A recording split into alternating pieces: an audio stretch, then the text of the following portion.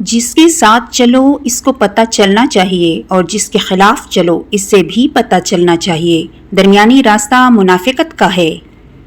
اللہ سے محبت کرو۔ جب زمانہ مشکل میں ڈال دیتا ہے تو میرا رب 1000 راستے کھول دیتا ہے۔ بے شک زندگی کی جنگ خود لڑنا پڑتی ہے۔ لوگ صرف مبارکباد دینے یا فاتحہ خوانی کے لیے آتے ہیں۔ 2 چیزیں اپنے اندر پیدا کر لو، چپ رہنا اور معاف کرنا، کیونکہ چپ رہنے سے بڑا کوئی جواب نہیں اور معاف کر دینے سے بڑا کوئی انتقام نہیں۔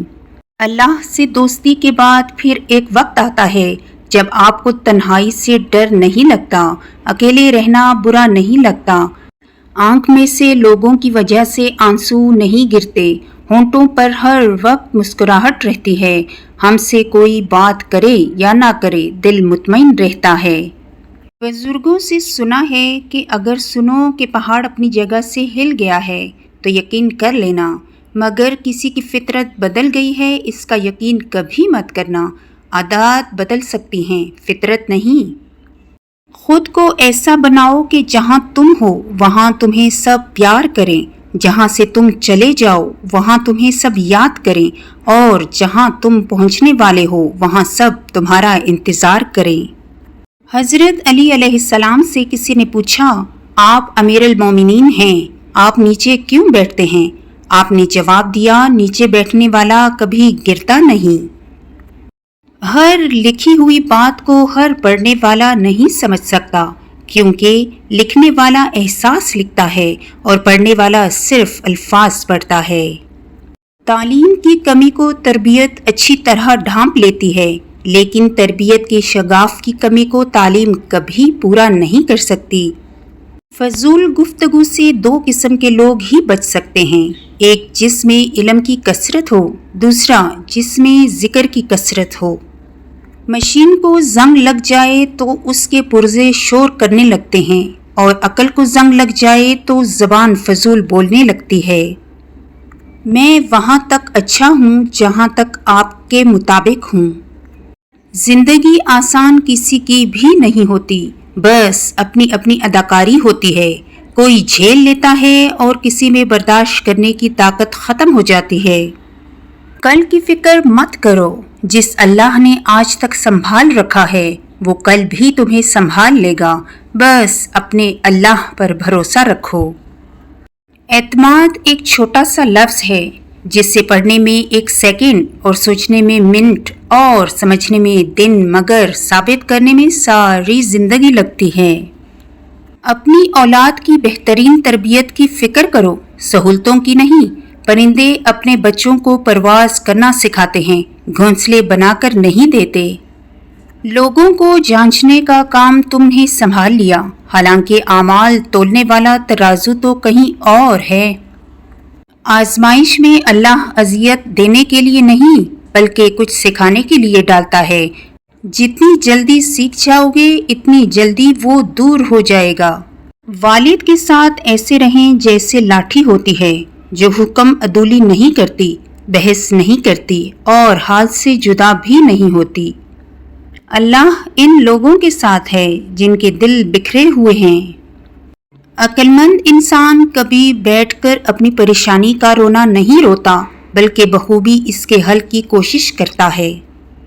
زندگی میں سکون چاہتے ہو تو کبھی کسی سے امیدیں مت رکھو، صرف اللہ پر بھروسہ رکھو۔